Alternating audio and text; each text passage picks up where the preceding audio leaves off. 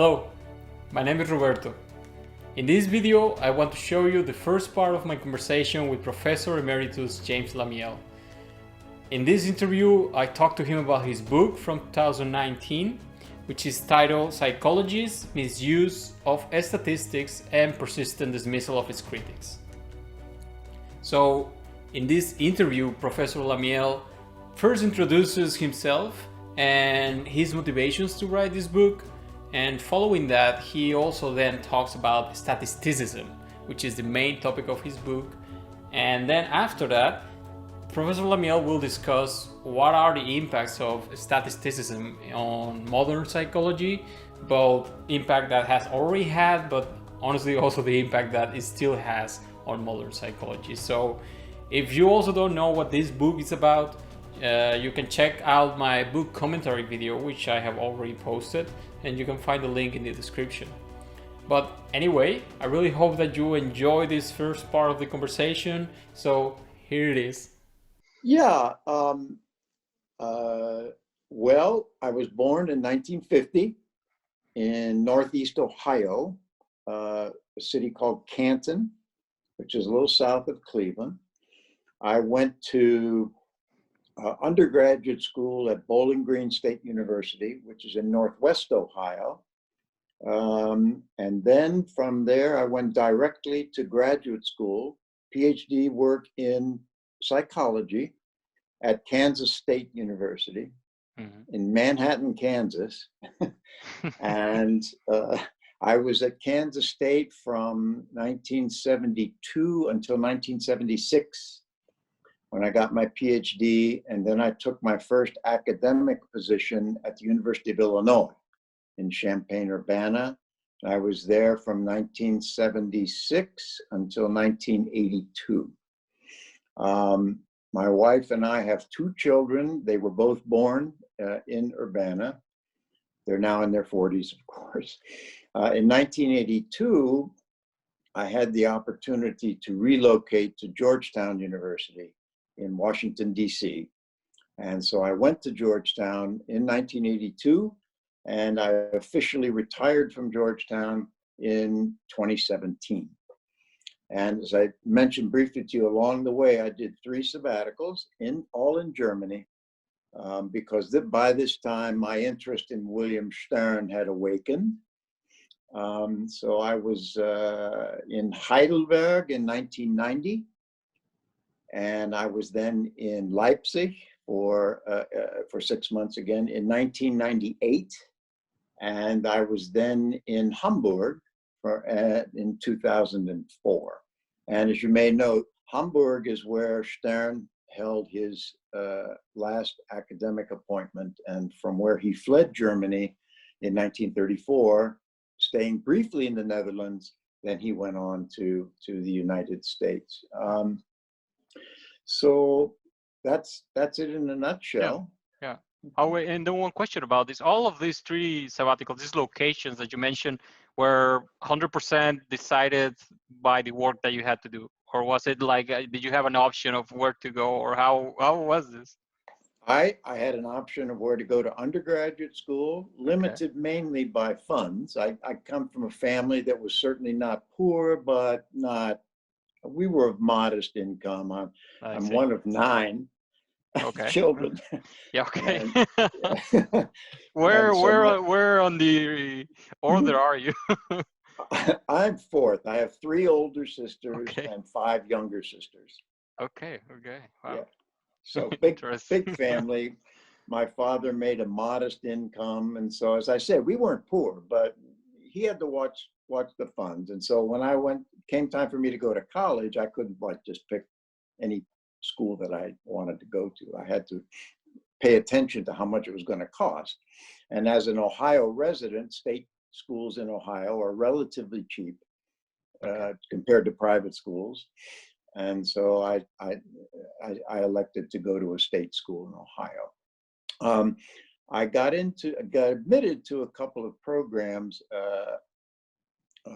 for graduate study And I chose to go to Kansas State because I had an opportunity there to do my studies in personality psychology. And that was the field that I thought I was interested in at the time. When I finished at Kansas State and went on the job market, I also had a couple of different opportunities and chose the University of Illinois. It just seemed like the best place for me to go at that time. But it was shortly after I reached Illinois that my thinking about statistics and the way in which personality psychologists were using statistics became to be reoriented. Yeah. And I began to be very critical of that and started writing a piece, a conceptual piece that eventually was published in the American Psychologist, but it was a conceptual piece, not an empirical piece. And University of Illinois was not very hospitable to conceptual work. Huh, yeah. And so when I had the opportunity to go to Georgetown, that was being led at that time by a person who was very influential. And he was also very hospitable to conceptual work. He appreciated theoretical, philosophical, historical work. And so Georgetown ended up being a perfect place for me. And that's where I stayed for the remainder of my career over 30 years. Yeah, which, I mean, what I found interesting is that the object of what we want to discuss right now, which is the book that you published in 2019, Yes.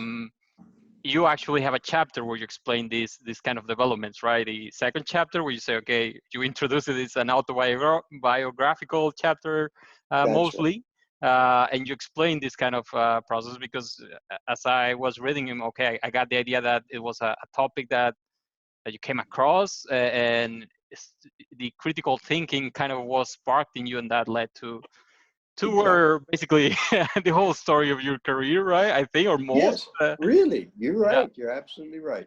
Okay, yeah. Well, so now that I think you quite well describe a lot about who you are as a person, but then I ask you in the list that I sent you before a simple question. Then, what is the exact definition of your profession? I mean, I know I can already announce as you also hinted that you are now retired, but to define you professionally, what's the correct terminology for that?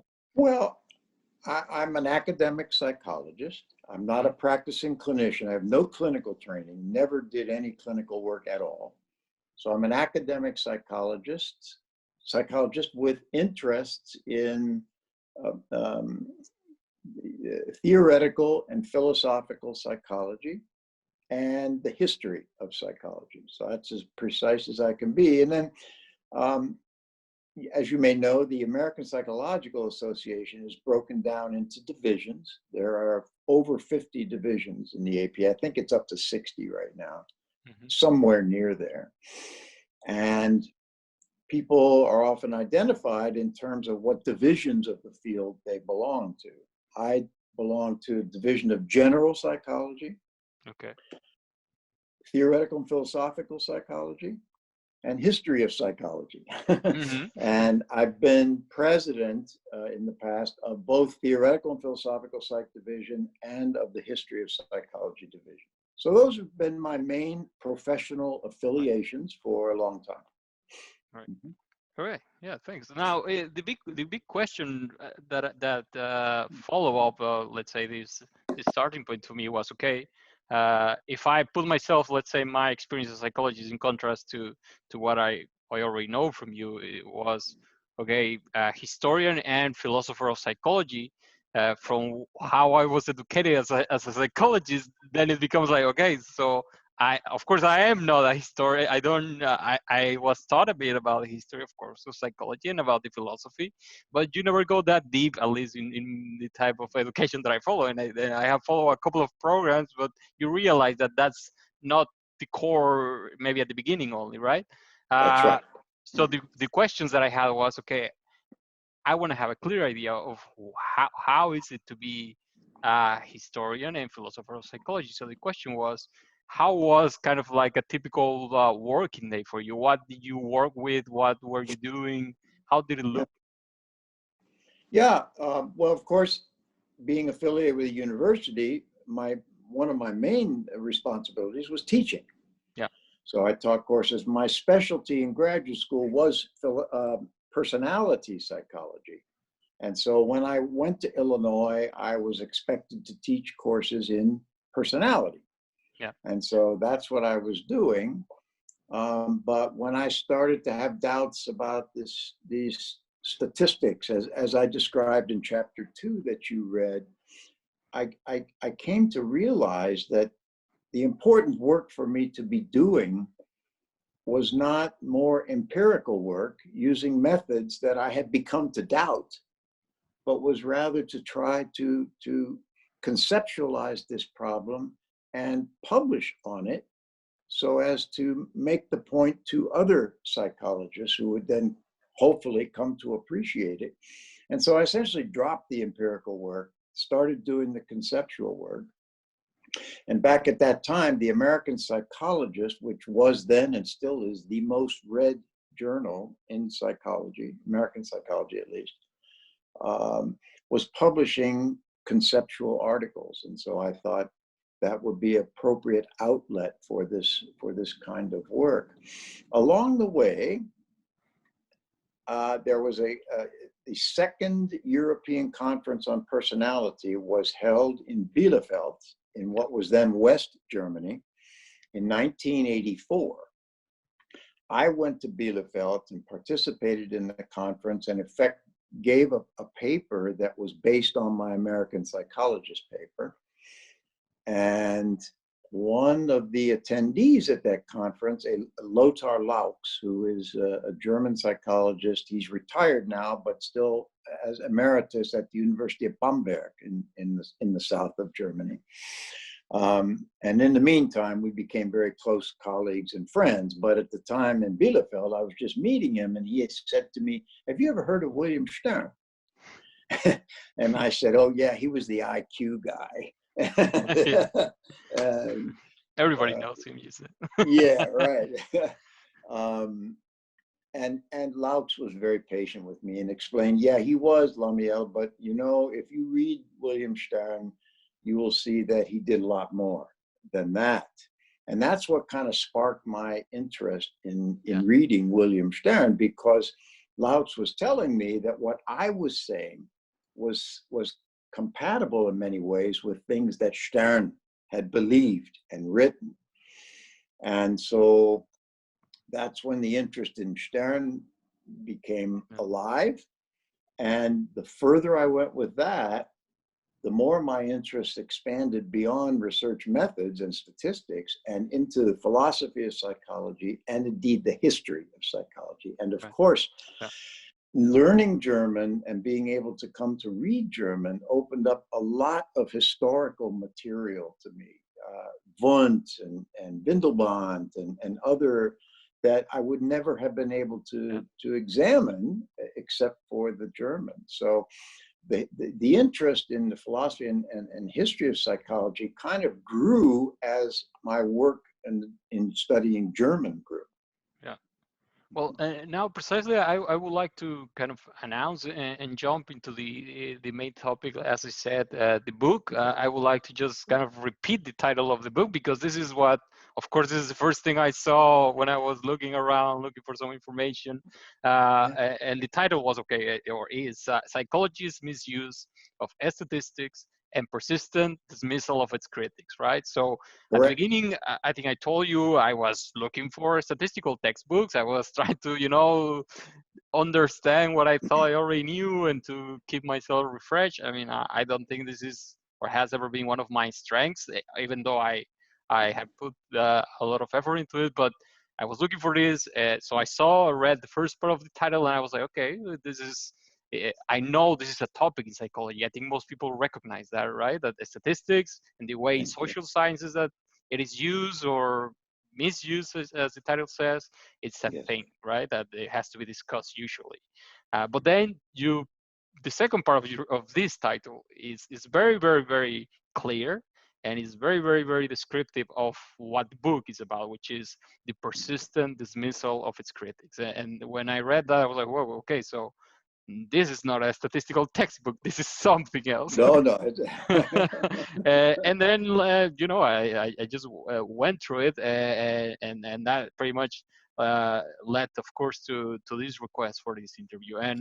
Yeah. And just to start digging into what's in it, I mean, we already discussed it. I think there is a big story about psychology as a science, or the struggle to stay, remain a science. And there is also, I think, this story about individuals, which for me is very interesting, you know, to get to know you, and the fact that you, through the help of others, got to know people, psychologists who basically founded the early version of this science, or of this practice, however you want to define it.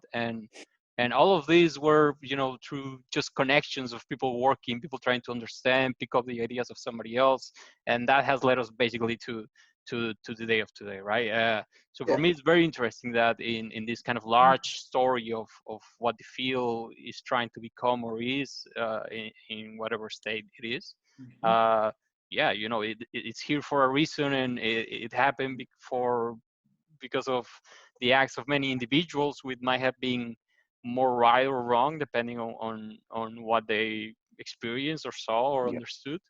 But I think there is a lot to say, right? So I thought the book was very, very concrete and well stepped into how you introduce all of these topics, because, like I said, what you have just mentioned, everything, all of this is in the book. So it's Yes. quite interesting. Well, thank So you. first, Yeah. I will just want you to recapitulate a bit what's in the preface of the book, I think, and also in the foreword of the editor, I believe, of the series, and I think it's your colleague, or ex-colleague, I would say. There is a talk about the motivation, or how Yeah. you had to be convinced of it to write this book. Can you mention about Yes. that? What was, okay, maybe you had to be convinced, right? But Yeah. once you agreed to it, how did you move on? What was your take on this book? Well, I don't remember whether I mentioned this part of it in the preface or not, but I was reluctant at first to do the book. Yeah, Um, that's how it begins. I thought that it would come off as either whiny or arrogant. And I didn't want to do a book that did either of those things. So Jack Martin said, well, look, okay, think it over some more. But in the meantime, will you allow yourself to be interviewed at a conference that was to take place in Boston in 2015? Mm-hmm. I said, okay, I'll do that. And so I went and I did the interview, and it was later published as part of a book, a chapter in a book that I didn't make myself. I just did the interview. But doing the interview persuaded me, as Jack Martin was pretty sure it would, that it persuaded me that I could do the book that he wanted me to do in a way that would not make it seem whiny or arrogant. I hope that I accomplished that. And so that was, and then once I decided to do the book, you asked me somewhere along the line, what was the main motivation for doing, and it was just to have it finished, and to bring my arguments that I've been making here and there and bits and pieces for many years. To bring them all into one place. It's a coherent package, the way it stands. Tell the story from start to end, and maybe not have to write on this topic anymore. Because I have written a lot on it. And every time that I've said to myself, this is the last time I'm writing on this topic, then somebody comes up and wants me to do a chapter or something else, and I end up writing on it again. So I think maybe I've succeeded this time, except for little pieces here and there, maybe. But in the main, I'm finished with that chapter. I've written what I have to say. Right. and now I'm going to let it go and move on to other things. I don't know if I told you that I just finished a book manuscript, another contribution to the series in the Theory and History of Psychology, same series as the other book appeared, and it's on William Stern. Yeah. And it's Critical selected. personalism, right? Yeah, and several pieces of his that I chose and translated, and most of the chapters in the book are translated works of William Stern. Right. And so I feel like, but those two things, they do go together. You wondered at some point about Stern and statisticism, this idea that this word that I made up. I make up words along the way. Stern never used the word statisticism, at least nowhere that I've ever seen. But he made arguments that are consistent with my understanding of the problem of statisticism. Maybe I've already gone someplace where you want to go only later in the interview. It's perfect, actually. I mean, that's going to be, of course, the starter of what should be the main topics of our discussion, right? I think the word that, as you said, you define the concept, which englobes what the book is about, is statisticism, right? Statisticism. Yes. So actually, what you commented on, it was actually also basically the last question for this kind of introduction about yourself and the book, which was that it becomes very clear, and it's also mentioned in the book that, okay, you had written about this. This was your, I think, the majority of your professional work, as you also related it in this interview, right? That you came across this, you started to investigate it, that you were publishing, you were, I think, as you stated at one point, hopeful that, okay, I think when you went to that conference in Germany, in West Germany, as you said, you were like, okay, now it's moving on, right? And you thought, Yeah.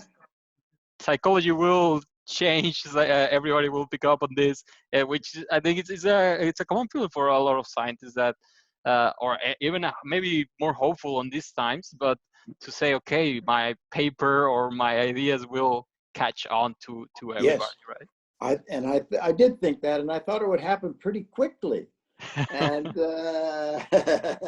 it's Yeah. 40 years later, right? And so, But yeah, and now one specific question I had about this process of writing this book was it all putting it together and making sure it told a story, or did you also have to maybe come up with a different example? Did you have to work something differently as you had done before? Was there any kind of new thing that you said, okay, this has not worked before that well, or maybe it was misunderstood or something? Was there anything like that? Yeah, there have been, and I can't cite you necessarily chapter and verse right now, but you know, one doesn't really want to literally publish the same words again.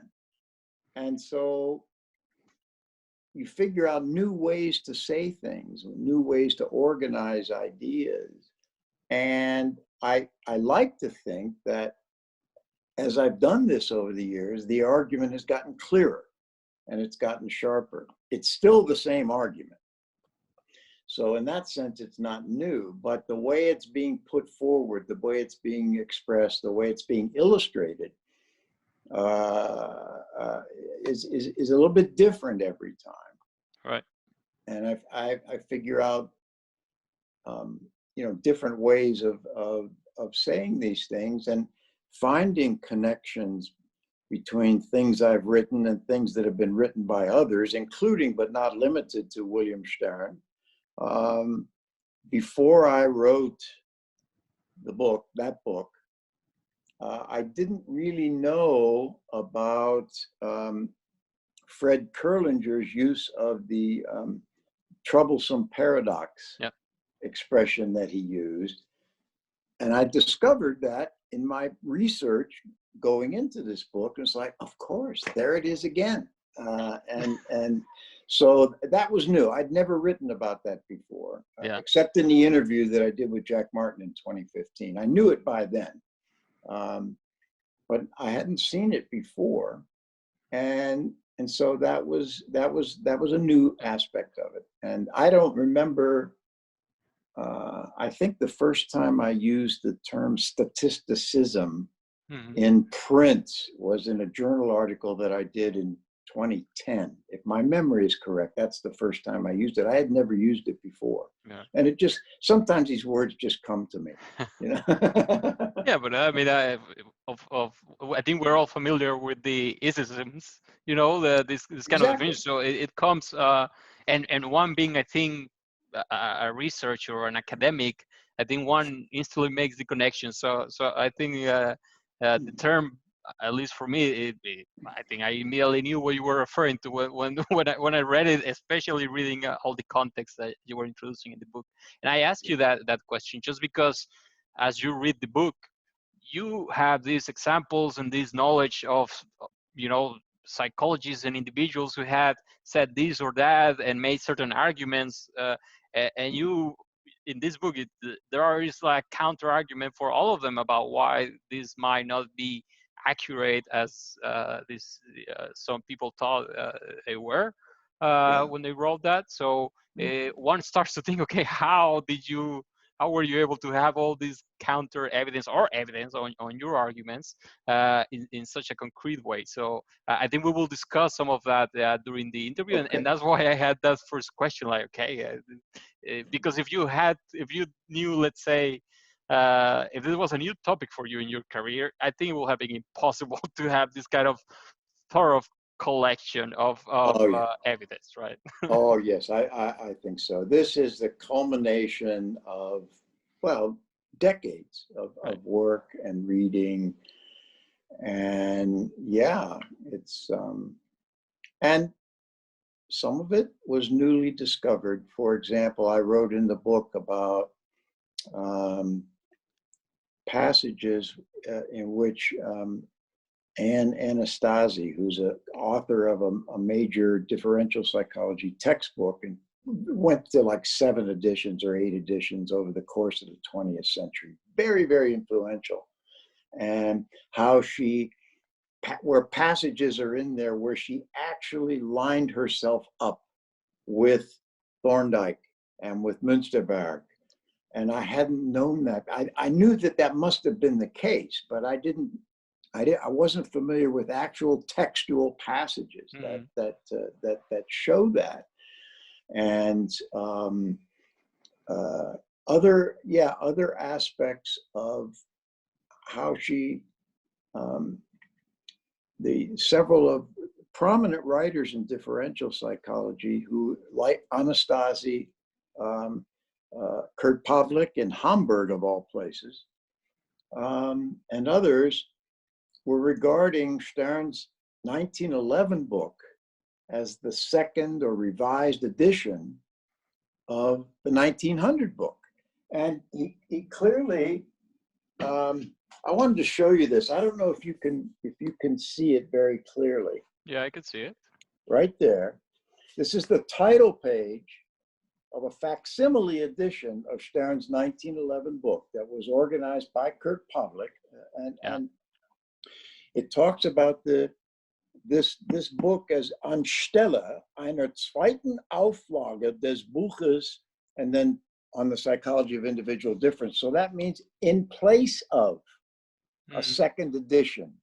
Nevertheless, Kurt Pavlik and Anne Anastasi before him, and Leona Tyler, who wrote a very influential differential psychology book in the US in the 20th century, they all treat this book as the second edition of the 1900 book, despite the fact that he explicitly said Yeah, there, that's the cover. this Yeah. is not this. Yeah.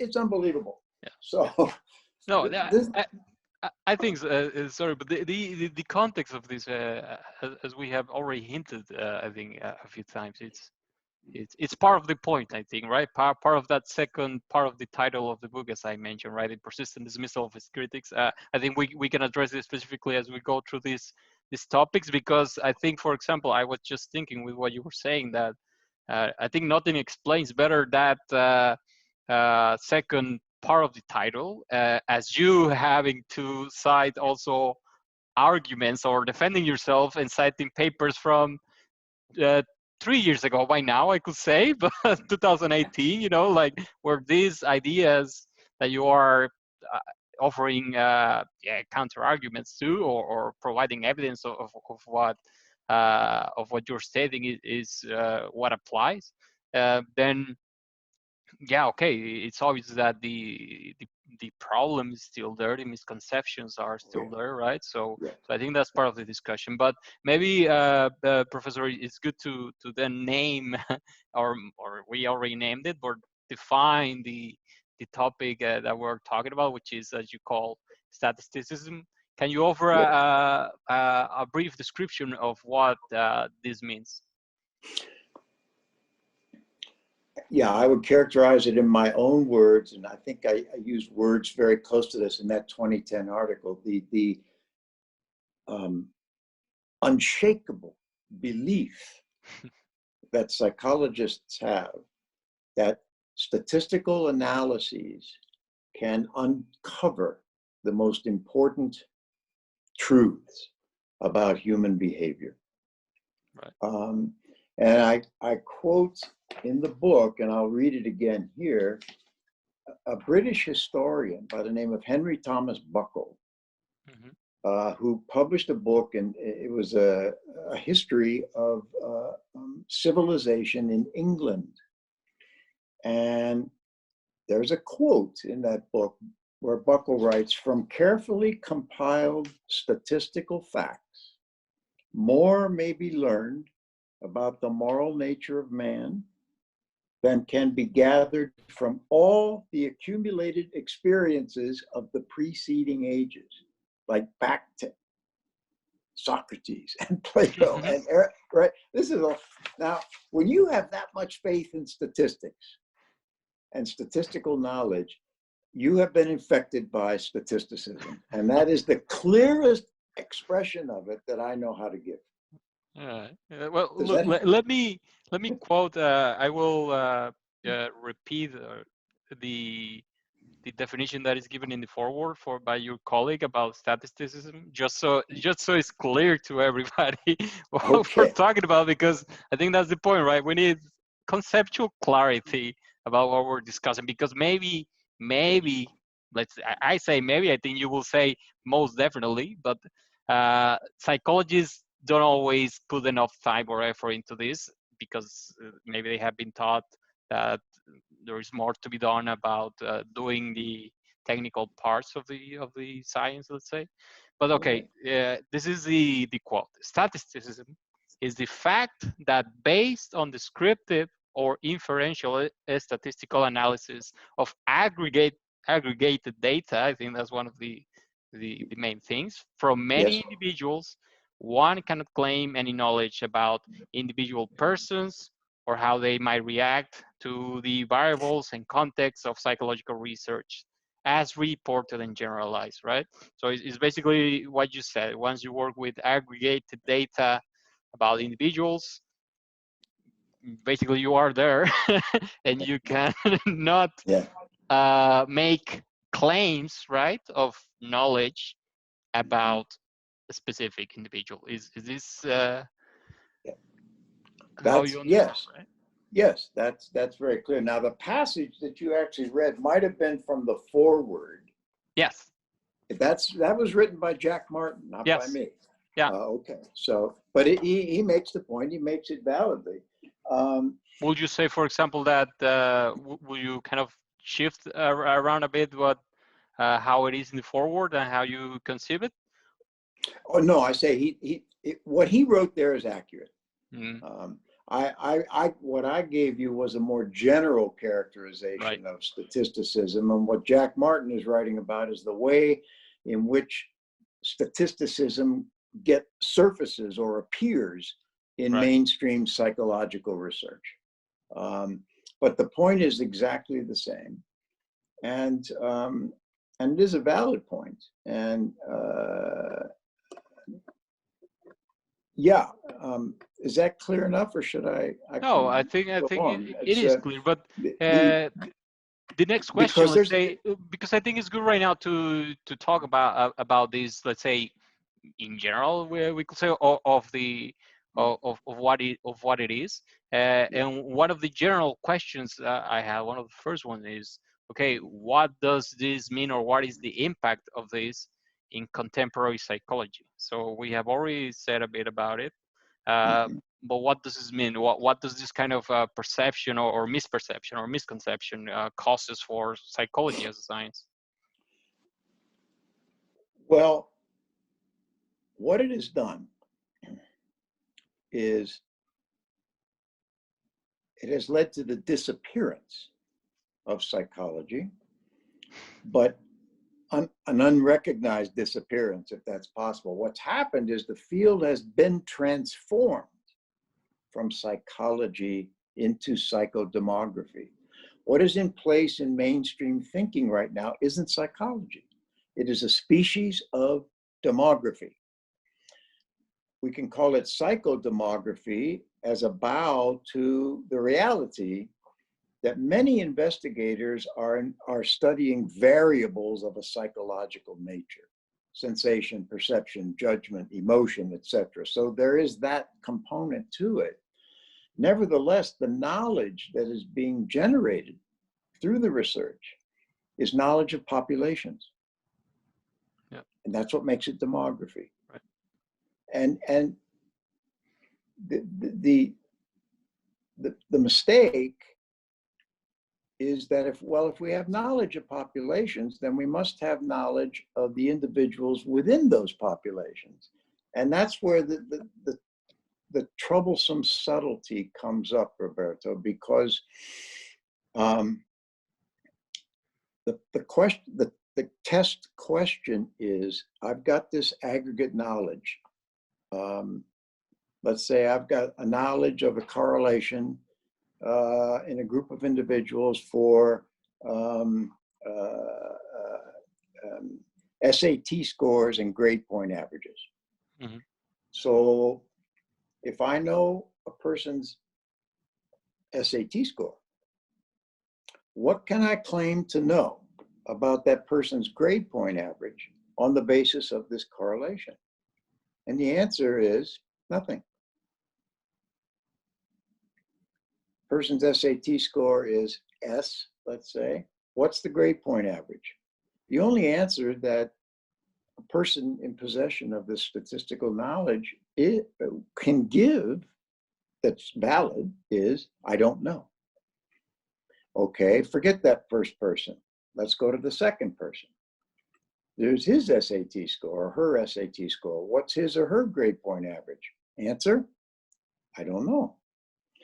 Third person, here's that person's SAT score. What's his or her grade point average? I don't know. And so you got 100 people, and when the question is posed 100 discrete times, the answer every time is, I don't know. So actually, and it is literally true, that the knowledge of what is true at the population level, the correlation, is knowledge about no one. Now, this is where I think mainstream psychologists get lost in. Oh, that can't be. But go through the exercise, just like I did a moment ago. Do it for yourself. And when you ask about 100 different individuals and the answer is, I don't know, 100 different times, I think you see pretty clearly that you have knowledge of no one. Yeah. Now you can go back and examine the SAT score for an individual and see how the standard score on the SAT score lines up with the standard score and the grade point average. So, and it may be that the relationship is modest, close relationship, and there's a modest correlation. So those things match up. But the point is, you don't know that until you go back and look. There will be some people often in a group or in an aggregate for whom the average turns out to be true for that individual. But you never know that from the average alone. You have to go back and look. Well, the fact that you have to go back and look means that the aggregate data is not answering your question at the level of the individual. And that's true for every individual. And that's what makes it knowledge of no one. Now, that doesn't make it worthless knowledge. The claim here is not that demography is worthless or that demography is bad science. Demography can be conducted in a very rigorous way and be good science. The question is it a psychological science? And I don't see how any discipline can claim to be a psychological science that officially and knowingly has nothing to say about individuals. Now, because of all of this you explain, I think one of the points of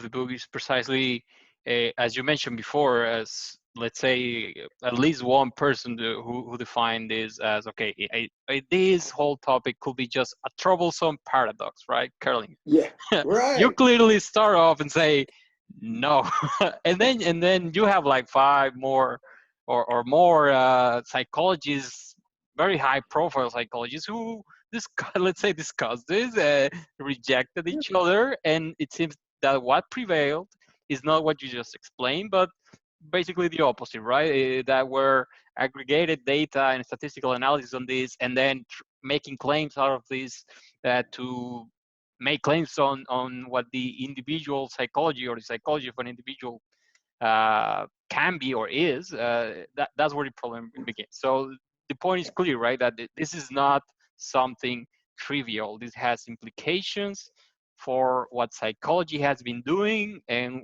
what it hopes to be doing or not. I certainly think so, Roberto. And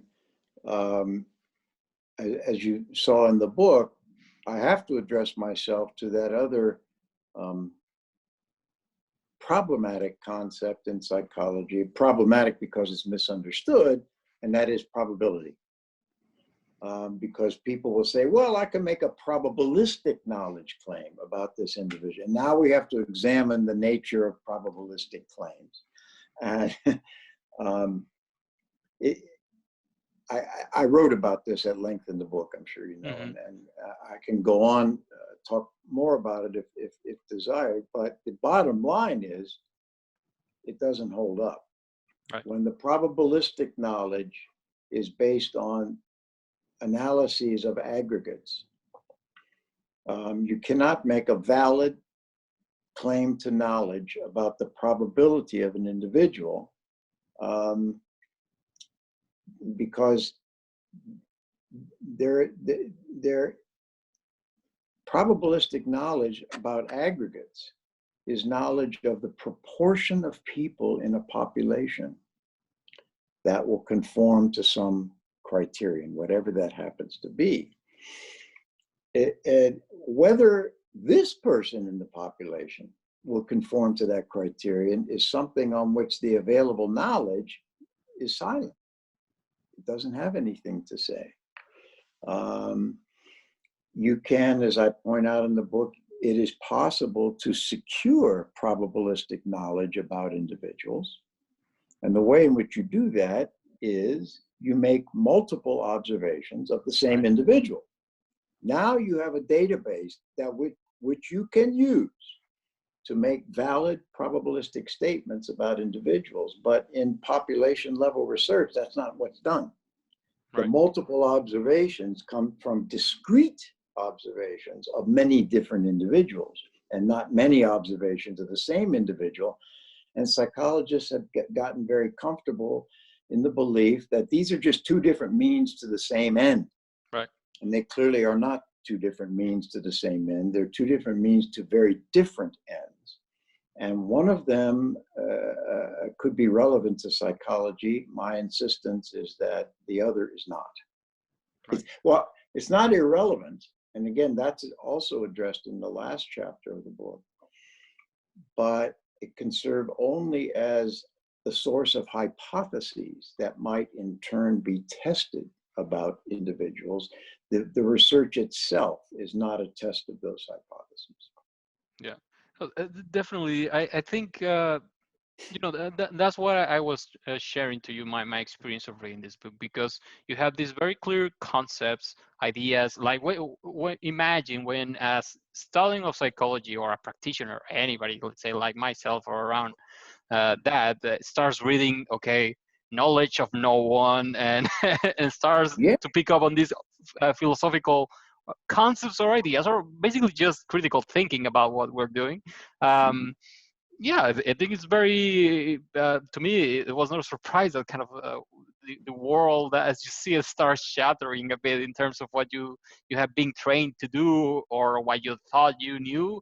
But and then some lines are finer than others, right? And for example, what you just explained, which was precisely the next thing I was going to ask you, is that, okay, at one point you could say, or I felt like, okay, I know I have the notion that I know I should always be careful when interpreting statistics, and I should not always say this or that just based on a statistical test, etc. Right? Right. But you go deep into this to say, okay, this is not just something, a misreporting thing or something. It really has a deep meaning on what you're doing as a scientist.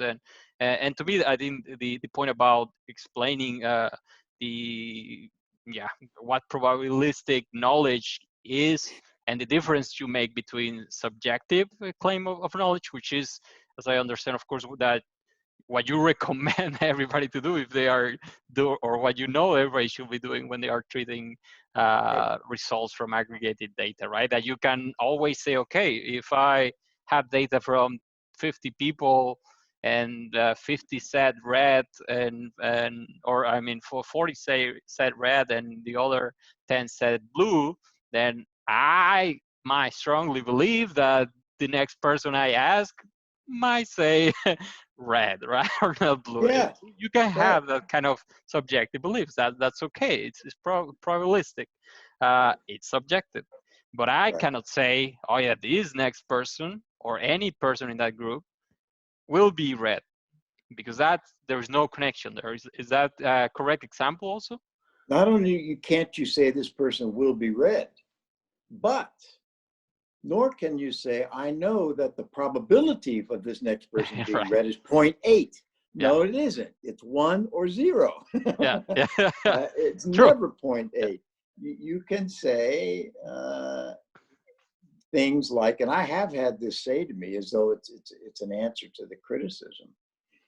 Well, Lamiell, if you were a betting person, what would you bet? And that's, the Russian roulette example that All I right. Yeah, discussed. it's in the book. It's the same thing. I mean, when I pull that trigger, a bullet's coming out of there or it isn't, and there's no 0.8 about it. Right. And if you think there is, well, good luck. But we do make, in other circumstances, and we hear it a lot now because of COVID, well, my risk of getting the disease is very low. No, partner, your risk is 1 or 0. And if you do get it, it's not going to be just 1/1000th of you that gets it. Your whole body is going to get it. You're either going to have it or you're not going to have it. And if you say, well, only 1 in 1,000 people in my category, and then you define that category however you want, gets it, yeah, that's right. But you might be the one. I mean, now people do think this way all the time. They use statistical knowledge of populations as a way of judging how strongly they should hold a belief about something. And Right. There's nothing technically wrong with that. Subjectivism is a view of statistical knowledge that's been around for a long time. It's the basis of Bayesian statistical thinking. Yeah. So it's recognized, but we have to be careful about what we say. And if you're going to adopt a subjectivist view, then use language that makes it clear that that's what you're doing. And don't say things like, I know the probability is 0.8. No, you don't know that. Yeah. So that was the first part of the conversation with Professor James Lamiell. I hope you got to enjoy it as much as I did. And if you would like to see the uncut version of this conversation, you can find that in my podcast, and you can find the link also in the description below. If you prefer to also read about it, you can see a blog that I have written for it, which will also be in the description. And of course, you should wait to see the next parts of this conversation, and you will have the videos upcoming soon. So basically, for all of these videos, all of these blogs, all the products that relate to this content and my interview with Professor Lamiell, just stay in touch, keep monitoring the channels, and you will see them soon. But more importantly, I would really like to know what you thought about this first part. If you have any thoughts or ideas, just put them in the comment. And of course, you can remember, you can follow me on social media, you can follow me on any other platforms, and it will really help me greatly to keep producing this kind of content, to know if what kind of interest you guys have on behavioral science or psychology specifically. So just let me know. And yeah, thank you for watching this video.